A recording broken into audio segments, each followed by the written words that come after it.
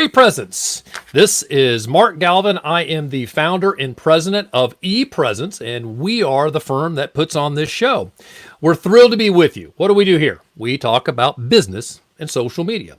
There's so many questions about that. It is a bit nebulous. It's hard to get your arms around. So our goal is to try to figure out a way to make it a little easier, give you some ideas, maybe put some ideas on in your head that you just haven't thought about before. So that's what we're all about here on How's Your ePresence. One of the most important things that we're working on is building our subscriber base. So if you would look right down, let's see, the finger goes this way, right down there, especially on YouTube. And if you would subscribe to our channel, that would be great. We are working hard to grow our subscriber base here on YouTube as well as on Facebook, but we really want to focus on YouTube right now. And the reason is we're trying to provide great content, and we want more people to hear this great content because we really love to help. So if you could help us by clicking subscribe, we would appreciate that. So there's something important going on for a long while here at ePresence, and that was we are helping people on LinkedIn. We have a LinkedIn webinar that we're running.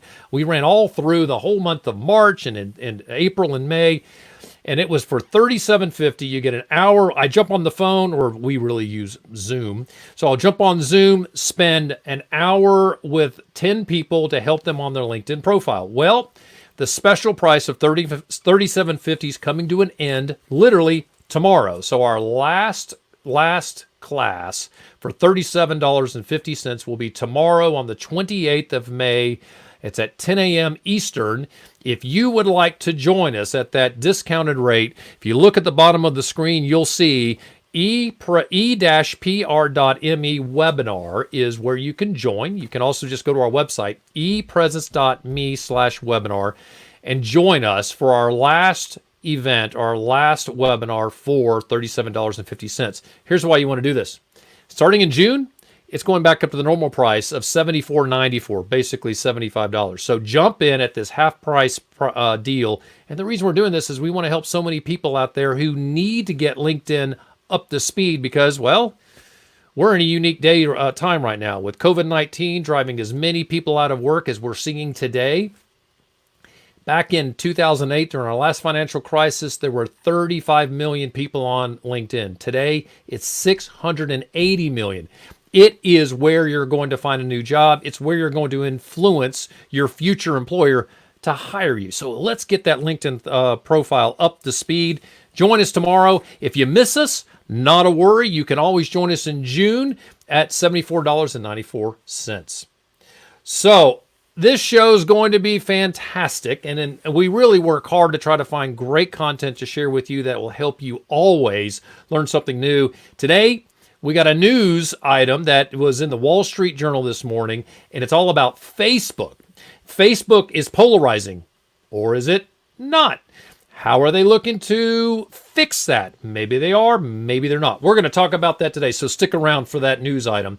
And we also have a great question coming up from our listeners, so we'll throw that at you as well. But in the meantime, let me bring on this week's guest. Let's meet Del Ross with Hotel Effectiveness. Del, are you out there? There he is. See you, Mark. How are you, bud? Really good. I am glad you're here. It is fun to see you here virtually. You and I have sat around a couple of boardroom tables helping out a few folks that we know, but I know you well. Let's help our audience get to know you a little better. So tell me, what is a CRO? It stands for Chief Revenue Officer. So I'm responsible for the top line revenue of my company. All right. Company, what? And your company's Hotel Effectiveness, and you started this company. Is that right? No, I did not. It was started by some former colleagues of mine from IHG. Actually, the company is about 12 years old, and I joined in October of 2018. Wow. Okay, so you've been there a little while, but it's still new-ish, right? Well, it's one of the it's kind of a 12-year overnight success. The company actually has been a viable, strong business for its entire history, but the business has really taken off in the last 2 years. We serve 2 years ago we served about 1,800 hotels, and now we're over 4,500 hotels that we serve, and even during this crisis, we've been growing, which is pretty remarkable. That is remarkable. Absolutely remarkable. So you are going to figure out ways for companies to drive the top line or to bring more to the bottom line. We're more about bottom line. My whole career in the hotel business has been about putting heads in beds and filling hotels. Joining this company, our core mission is profitability, is improving gross operating profit for hotels by attacking their biggest line item, which is labor costs, which right now, more than ever, is really important. There's a ton of inefficiency in the industry. And as hotels are clawing their way back out of the hole that was created by this crisis, they can't afford any waste. So we're helping out a lot of hotels during this time. Wow. Yeah, I would think that there's a big question on how do you manage through some of that waste. Hotels have to figure out how to do business in a new way. For example, I don't think people are going to touch a remote control in a hotel room anymore, right? So there's maybe a new cost. How do you sanitize those? But all those other items in the rooms, plus the number one cost at a hotel is labor. So how do you control that labor piece to give the stupendous service that every hotel wants to offer, but not be, trying to reduce that cost item? What's the best way to reduce costs in labor in a hotel? I mean, maybe there's secret sauce here, but how do you attack that? Well, the industry is ancient. You know this very well because you served as an executive in the industry for a long time. It's an ancient industry. We have documentation of an occupancy crisis more than 2,000 years ago in the Mideast. So we know a lot about this industry and the history. The thing about old industries like this is they don't change a lot. And one of the things that hasn't changed is the way that staff is scheduled in the hotel is generally not changed very much. The most common scheduling model is scheduled like last week. And last week was the week before, and that's based on some week where they had an occupancy spike, they had a ton of people show up, and a couple of people had to wait for their rooms to be ready or something like that. So there's just waste built into scheduling. Then managing overtime was, and actually still is, a problem. Not a lot of shaving of hours, it's really hard to keep track of that, and that really adds up. And contractor usage. Prior to this downturn, hotels used a ton of contract labor, and actually they're going to have to do that a lot going back into the market because labor is scarce, and trained labor is hard to find. Right. And also people who you hire want hours. Contractors take the hours they can get. The employees need hours to work for you. So managing contract labor is tricky. We automate all of that. We determine exactly how many people a hotel needs for every position in the hotel at any given time based on the real drivers of that business. So I think this is fascinating. We could talk about this for hours, and maybe we need to meet each other for a beer or a bourbon or whatever is your preference. I remember back in the day when I was running a housekeeping department, I built this huge Excel spreadsheet where I could plug in my occupancy and it would tell me where my where my cost per occupied room. I'm assuming that's still a word, right? CPOR, right? And so where I needed to be in line, and I'll never forget coming to Atlanta and struggling to staff the hotel. I'll never forget that. I came from San Francisco to Atlanta. I'm a native Atlantan, so I was returning home and could not get enough people to work. So I had contract labor, and there were many days I didn't have enough staff to clean every single room in the hotel. You got to clean the rooms. So then you incur the extra costs. So, a lot of interesting things. There's a lot of moving parts to a hotel without a doubt. And your primary moving part is staff. Because it's amazing. So here's something totally off the cuff. My wife, as you know, is a recruiter in the hospitality business, and she heard that it's very likely that Hilton's going to move to a model where there are no front office agents. When you come to check in any hotel, you're going to walk in, there will be an automated process, and the key will show up. What do you think about that? I think it's possible. They're rethinking everything related to the guest experience, related to efficiency, and most importantly, safety. Yeah. The industry is shaken to its core. You talked about housekeeping. You remember how you used to have to schedule differently for departures, absolutely, and stayover cleans, and do not disturbs, and deep cleans. Yep. Well, stayover cleans are kind of gone. right? People don't really want you coming in the rooms, and you can't really get the housekeepers to go in the rooms right now during a stay. In fact, a lot of hotels are leaving rooms vacant for 24 hours before they'll clean them. Jeez. Well, that'll change when the occupancy gets back to 80%. Yeah. And then that's affecting everything. But deep clean or regular cleans are actually taking longer because you actually now have to do a lot of deep cleaning type stuff for a regular turnover room because you're sterilizing every surface in the room. So how many rooms is a room cleaner supposed to clean when it's a deep clean like that in 8 hours? What's that number? Wow, that's a great question. Actually, the standards are being calculated now. And you know who's actually doing the work to figure this out? It's the GMs and assistant general managers and directors of sales. Because right now, in the typical hotel, most staff are the skeleton staff of full-time people, salaried people. And the shop steward. Yeah, if they have one. Yeah. If they have one. At union hotels, that shop steward is going to be in the middle of that. I had a union hotel in San Francisco, and my staff cleaned 13 to 14 rooms max. Yeah. That was the number. In Atlanta, we were pushing 16, 17 rooms. And then, then you worry about quality. Yeah, it won't be anywhere near that because again, they're not these short cleans, the 12-minute stay over clean, quick, reset. Sure. Yeah. They're gone. They're really gone for the time being. And a 22-minute departure clean is probably 35 minutes now.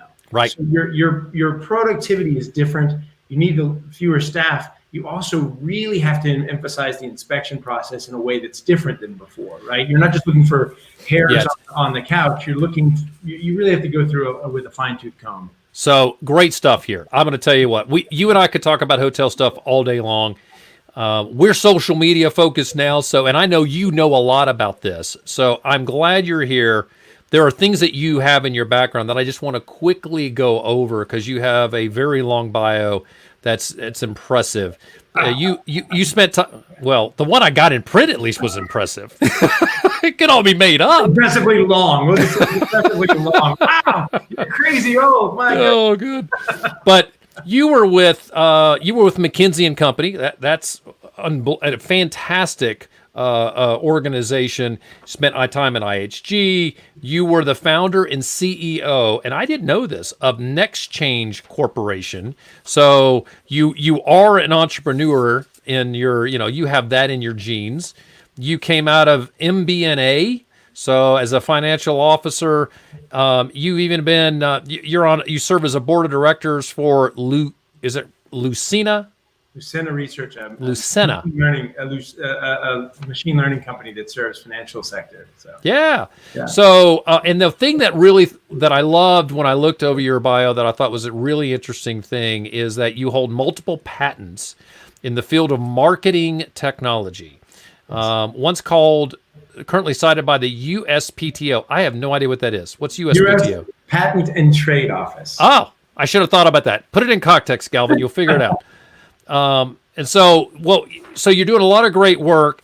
The thing that I love about you is that you bring to bear a lot of knowledge. You love to learn, and you are able to harness that knowledge in very smart ways and pulling from your management side and your technology piece, and you mash it all together.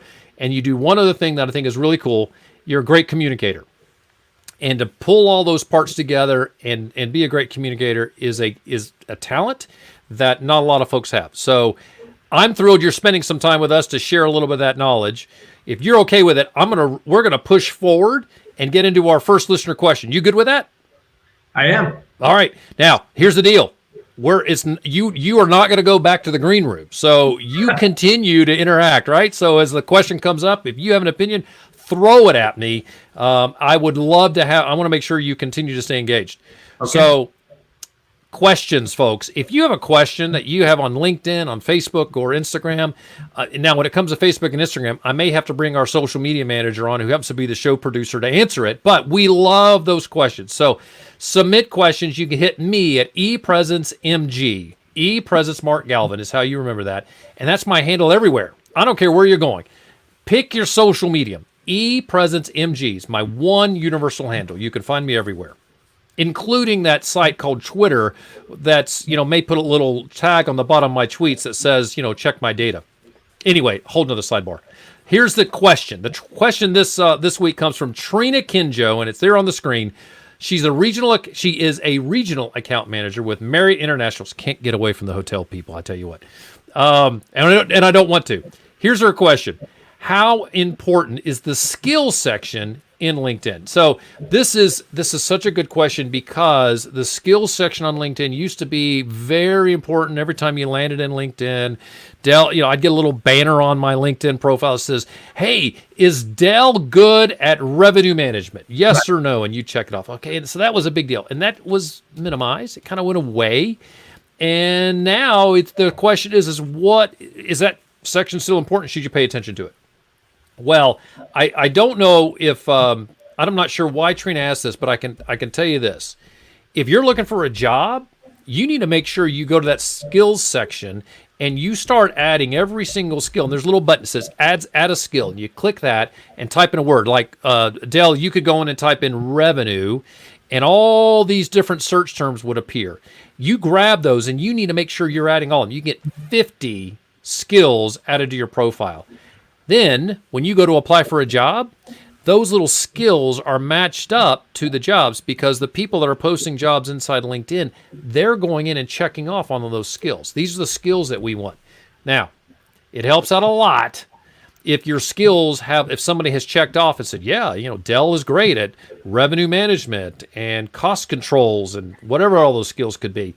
You need people to endorse you for those. So I would speak to your friends and ask them to go and endorse you for those specific skills. So skills, very important part of LinkedIn.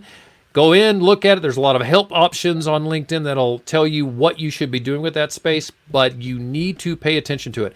The other part is, if you're not looking for a job, go in and make sure that the skills that support who you are checked off and added, because that's part of search, right? So Dell, we talked about revenue management. You probably have a lot of those on your LinkedIn profile. If I'm looking for what you do, I'm going to be thinking through search engine optimization. So I'm not going to go in and look for a smart guy. I'm not going to be looking for a smart guy who can help me with my major brands. I'm going to look for someone who can help. I'm going to look for revenue management consultant, maybe, right? Just thinking through search engine optimization words. Those skills that support those search words need to be down lower in your profile and added. Well, good. All right. So the news item. This is really interesting. I do want to add one thought on that. Go for it, man. I've been interviewed a lot, and I've interviewed a lot, and I've found people on LinkedIn, and I've been found on it. I've actually never once been in an interview had anybody bring up my skills list. I think it comes up for recruiters who are searching. I think it's important. But the thing I think about is, you're trying to tell a story, and you have to tell a consistent story about what you are about, in addition to all the things that you've done and your skill set.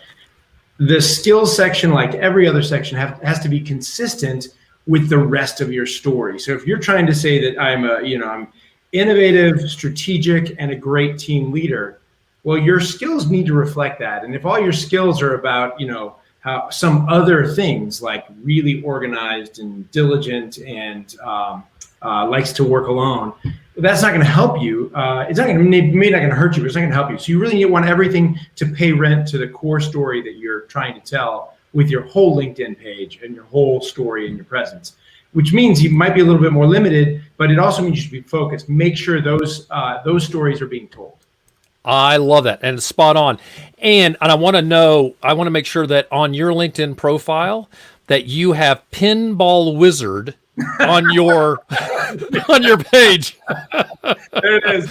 I love it. The pinball machine is like, I love pinball. That's awesome. That was a COVID quarantine project. It was just a hunk of nothing, sitting in my basement for years. And now look at it, lights are off. It's beautiful. Well, I know where I'm coming tonight. All right, that's cool. 74 pinball machine. That happens. Not a particularly good one, honestly, but the story of that model was apparently one of Elvis's favorite, and there's one of them in Graceland. So. Oh, sweet. Yeah. Well, that's cool. Well, good.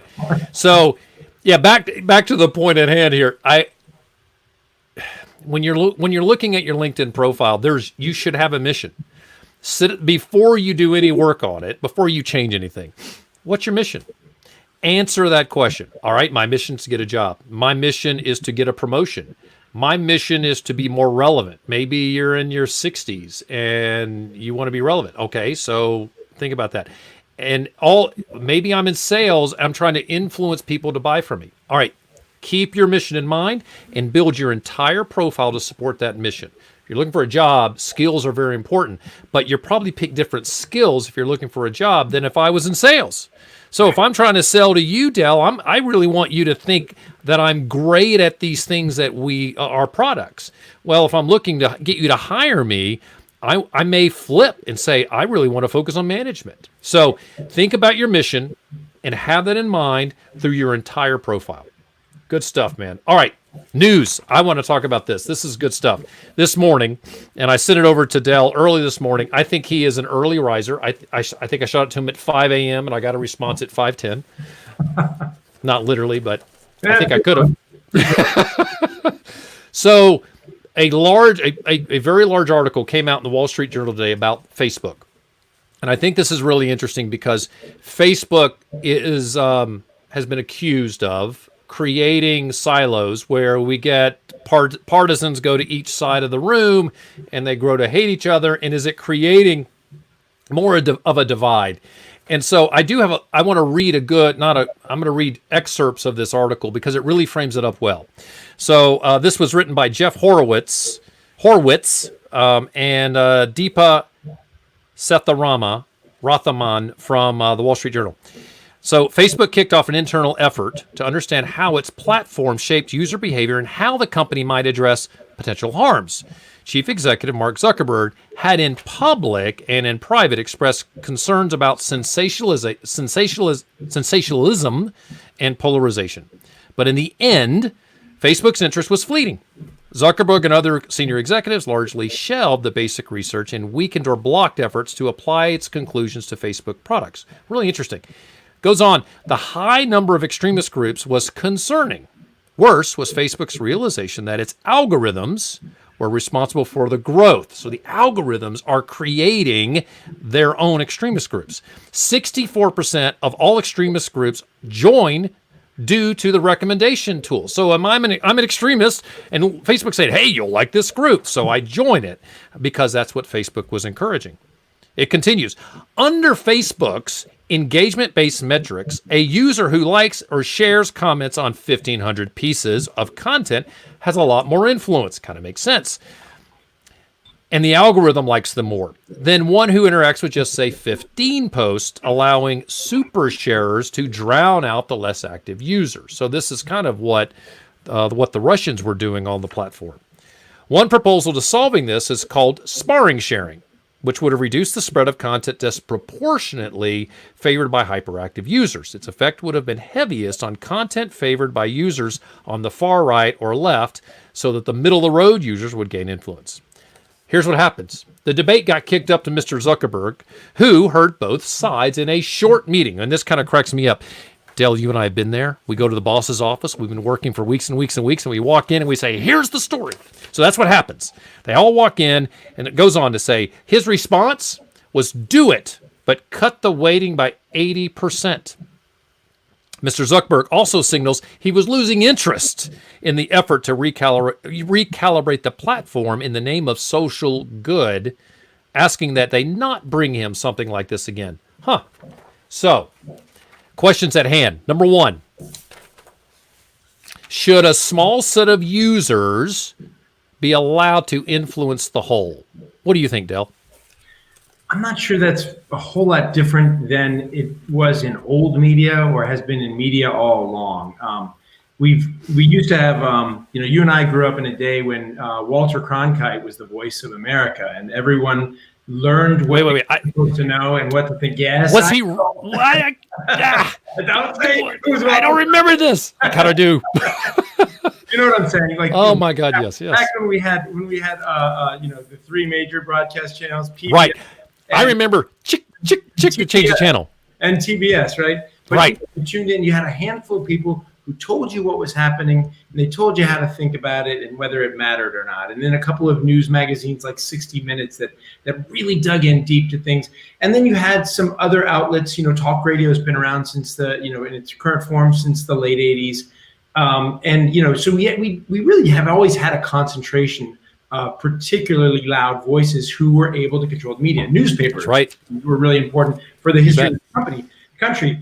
Now you actually have a different thing. It's actually more democratic in a way as far as who has influence, but it's still it's pockets of influence. And it actually we've developed certain tastes that have been cultivated by for-profit media that have us really naturally go to certain kinds of voices because they ring those bells. These either the Roger Ailes formula, of outrage or titillate, right? Right. And that's who we listen to, and those are the ones that we really seem to respond to and have the most. But is that, and I think, and here's my struggle with that is that, yes, I think that we've had forms of small sets of groups having large influence. You can argue that that the Kardashians have a large influence, right? So yeah, there's always been that. Pop culture has a huge influence, but the question is, should those people who are not who are just screaming loud? It used to, the squeaky wheel gets the oil. That's a big deal in the hotel business, right? If somebody comes to the front desk and screams and yells, I was probably going to do something to try to solve that. Okay. So, but now we've got people on social media who have a loud voice who are potentially really obnoxious, and their point it can be made, and I could argue should be made, but it shouldn't be shoved down my throat, it shouldn't. And sometimes we'll create a camp, and I know a lot of people on both sides of the fence when it comes to politics, and I'm constantly saying to someone, you need to look at you got to look at policies. Don't get caught up in just whether you like someone or not. Like a lot of people can't stand our current president. I get why people don't like our current president. But you got to reach back and look at his policy because he's got all that stuff going on. I knew a lot of people that couldn't stand Obama, and I said, why can't you like this guy? This guy, I want to play basketball with him. The guy's awesome, right? We get wrapped up because we allow our social media to help us. And LinkedIn, Facebook's doing this. They're really getting us all wound up because of these camps. Do you think there is actually a way that we could lessen that, or is the economic model of Facebook not going to want that to happen? Well, I think that's really the rub. Facebook is for profit. Obviously, they're a massively profitable business, growing. They control not just Facebook, but they also have Instagram, and they own WhatsApp, right? They do. Yep. And so we're, and other stuff, right? They even have a big stake in the virtual reality world. This is a big enterprise. One of the global giants. That's not going to change, and their profit matters more than anything else. Profitability is the watchword, and outrage and polarization are addictive and entertaining, and they're compelling, right? You bet. Right. The reason that some of our news outlets shifted from trying to be, unbiased, down the middle, just the facts, to taking a side is because taking a side is a better business model. It is. It's just better. You bet. And that's the problem. So on the other hand, Facebook is a platform that theoretically is egalitarian. Like everybody can, in fact, become a personality if you want to. What I find that's interesting is that, especially those of us like you and I who have, somewhat big personalities, most people. Is that a compliment? I don't know, but it's true. But a lot of people don't want that. They're not necessarily shy. They're not necessarily outgoing or anything like that. They're just people, and they like to watch. They like to enjoy. They like to respond. Yeah. But I know plenty of people like that. Absolutely. Yeah, and that's most people. So that's what's really tricky because what they think is actually really matters, and that they're the group that carry the elections, right? It's not the people who post their opinions; it's the people who read their opinions and make a decision on that. Right. and it's hard to tell. Huge problem, right? Yeah. And there is, and the struggle is censorship, and the question of, do you stop somebody from saying something just because you don't like it, or it could be perceived that you just don't like it, and that's the only reason you're closing that down. It's a big question in social media, and I don't want somebody to shut my voice down just because I'm not picking a side, which could, that you could see that happening as well. You're not going to appear on this platform unless you're only going to speak to right or left wing issues. Maybe we'll end up there. Well, I think this is a really interesting thing, and I agree. Mark Zuckerberg's trying to figure out how he can keep people on the platform as long as possible. And as often as he can have a post that will engage 200, 300, 400 people, and people jump in there and they continue to engage, and maybe it's regarding a political issue, maybe it's regarding something else. I bet Facebook is lit up with just what happened in Minneapolis, where the police they killed somebody they were arresting. So, all of that, I bet Mark Zuckerberg loves that because it draws up, it makes his digital numbers go up, right? I would say he doesn't love that. But, you know what I mean? But the fact is that the news cycle, the fact you always need to refresh it. Yeah. Of course, when things happen that get people that trend, that matters a lot. You want to keep that going. And one of the downsides of this addiction to outrage that has been cultivated so carefully over the last, during the internet era, is just like any addiction, you need more and more of it to sustain the addiction. It actually goes away really fast. You look at like the COVID-19 crisis, and even people who know perfectly well that it's super dangerous and really, and caution prevails, we're tired of it, right? Yep. We're Absolutely. tired of it. And gosh, I really just want to talk to people without worrying about how far I am from them, whether they're wearing a mask, whether I'm wearing a mask. I want to sit at a restaurant. I want to do these things. I'm tired of it. Yes, I know it's still going on. Yes, I know there's 3 million people who still are diagnosed. I'm tired of it. That's actually a byproduct of this short window of attention that we have for everything, right? Sure. I remember That's our human. I think it's our human nature, right? It is.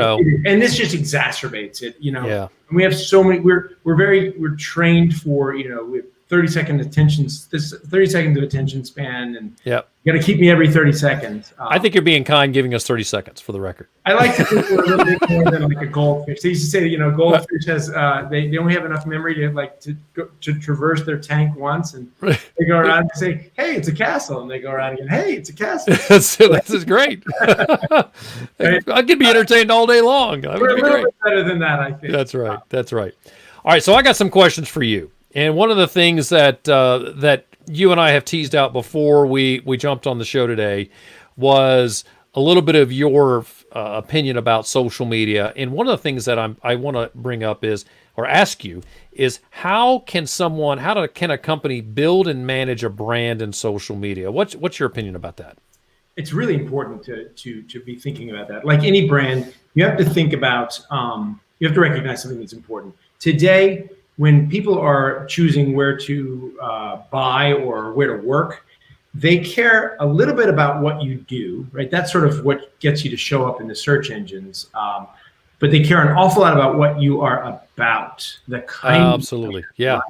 And understanding that and being able to define that, to be able to narrow it down to 2 or 3 things that people need to feel about you and think about you, your brand, is really important. And every manifestation of that, every outlet you have needs to pay rent to that, especially including your social media presence. It's so important. One of the things that I still find remarkable is that some very established companies that do perfectly well have 0 to tiny social media presence.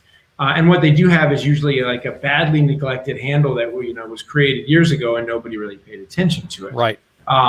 That is just a terrible idea, and doesn't but those companies, as if they continue down the same path and not employing the digital marketing space, including social media, they're going to eventually be challenged by someone who's employing those methods. And as younger people come up and the purchasing patterns change, you're going to find that they're going to end up becoming, they're going to lose to their competitors, these younger competitors, if you will, or the competitors that say, okay, let's leverage these digital options. Yeah, there was a question that I asked all of my guests, and I asked you this, and you said no. And the question was, do you believe social media is the first impression of you and your organization? You said no. Why?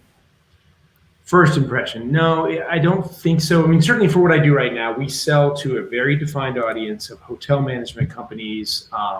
They are generally not an audience that would describe themselves as technologists or even they're people who like people mostly. That's why they're in the business. Right. So maybe I'm a little skewed by what we do now, but they do find us through search and they find us through referral.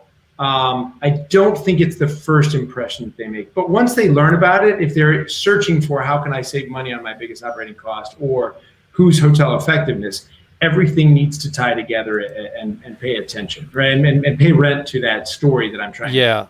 So even if it's not the first impression, it is clearly a part of the tools that you have to have, which will complement your overall mission, because it kind of like a spoke on the wheel. You're missing a spoke if they go in and they're looking for LinkedIn and they can't find you.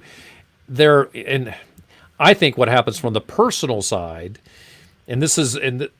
my question is probably more focused on that, but from the personal side, I do think that for most of us, it is LinkedIn.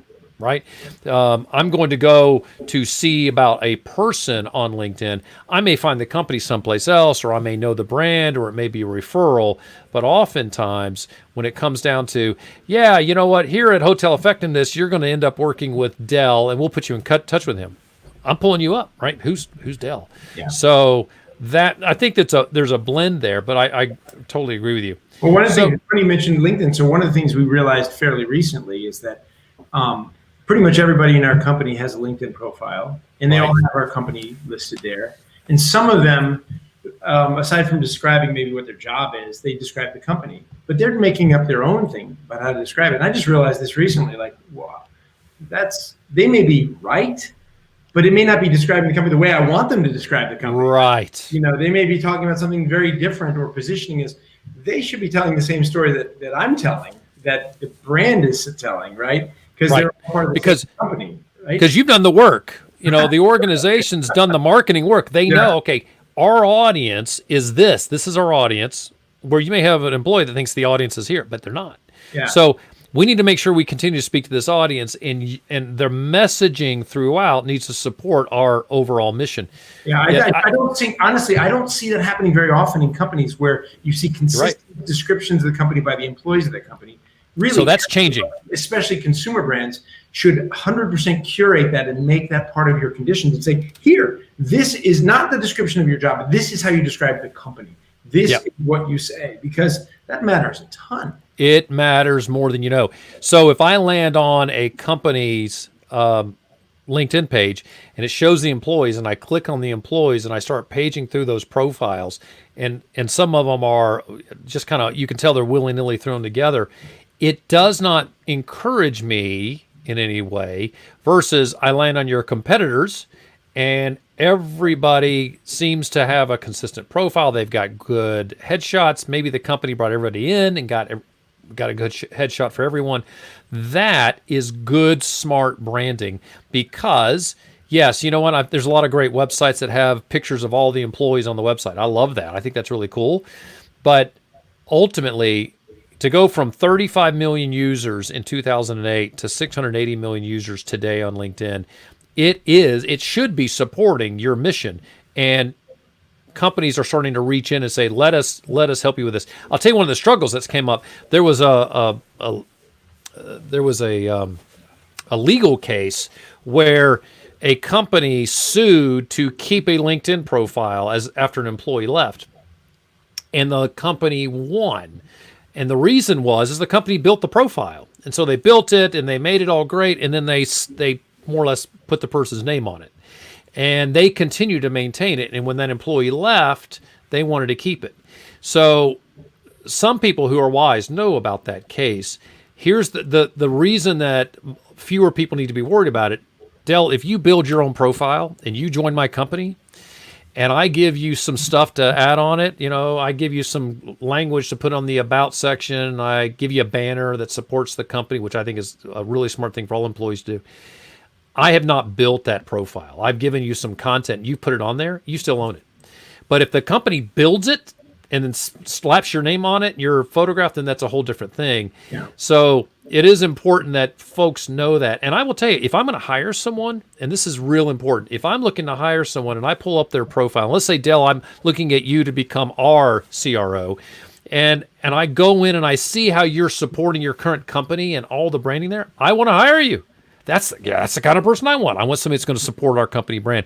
So if you're an employee, you should not be reticent about trying to support the company brand. Right. Agreed. Absolutely. Good. And the company is, think about the term company. It's stolen from military, which is like a group of people all trying to achieve a common objective. Right. More than ever, your company presence is not the website and the company's webpage.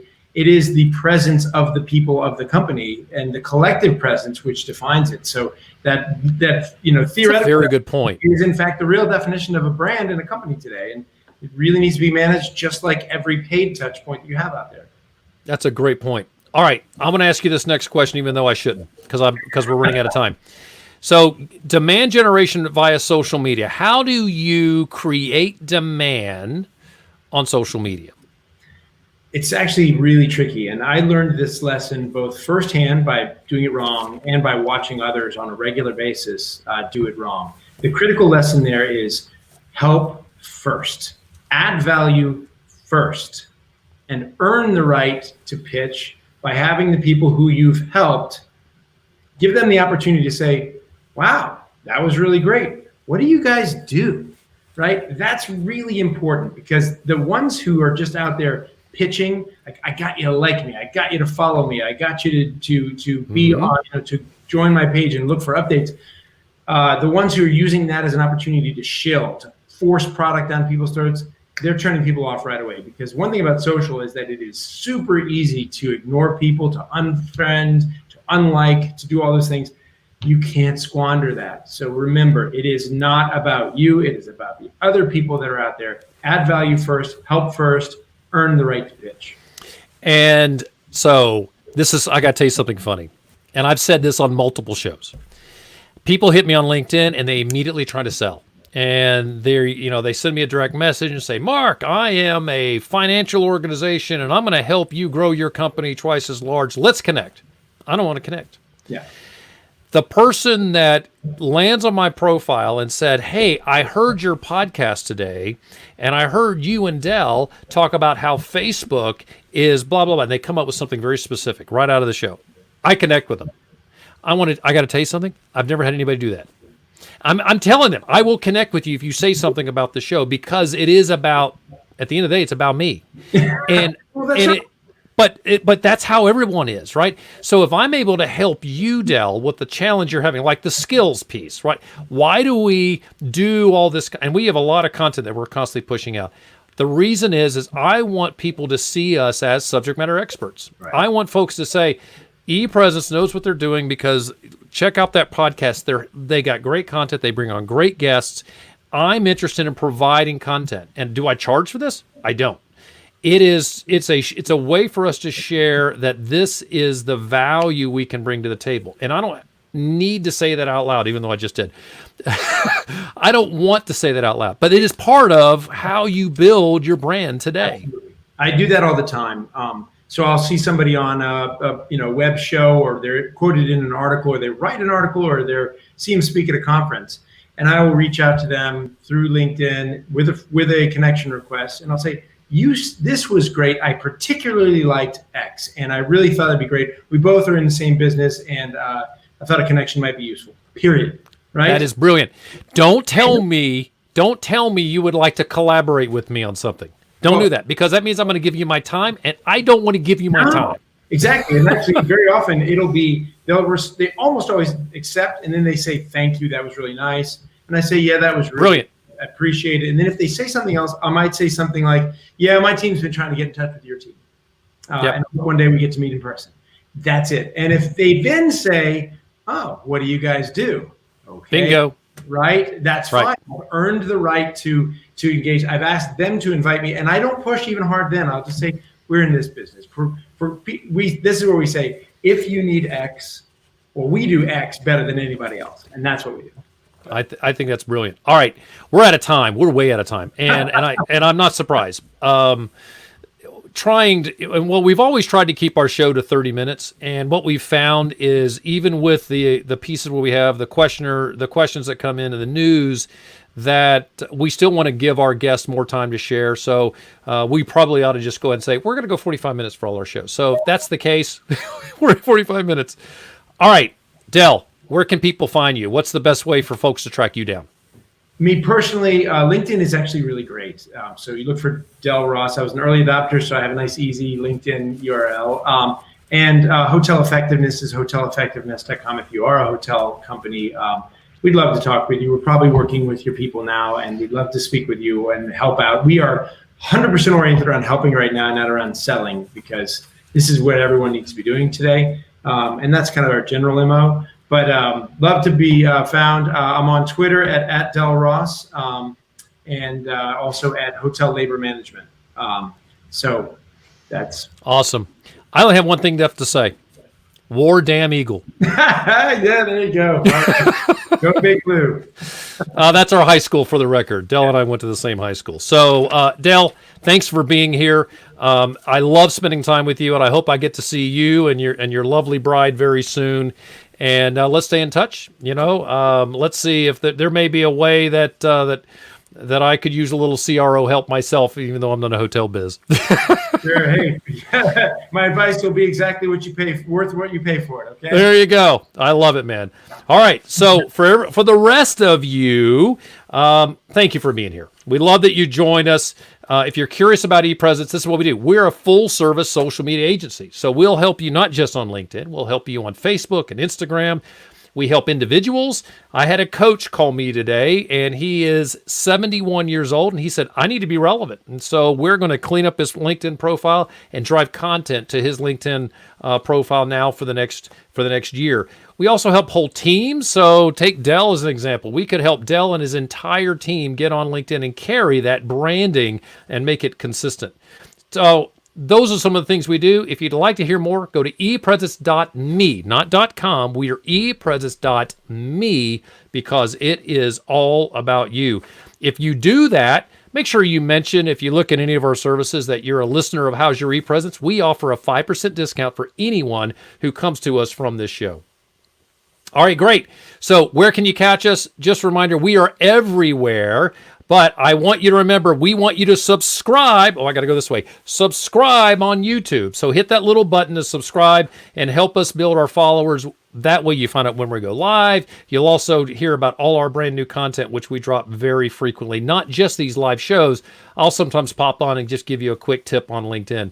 If you're a podcast listener, we're everywhere, including your Amazon Echo. So you name it, you'll be able to find us everywhere. And we drop all these shows on podcasts. And it's about every week we're dropping shows now. So I just want to say again to Del, thanks for being here. I loved you joining us. I hope to see you soon. And for the rest of you, we will see all of you very soon.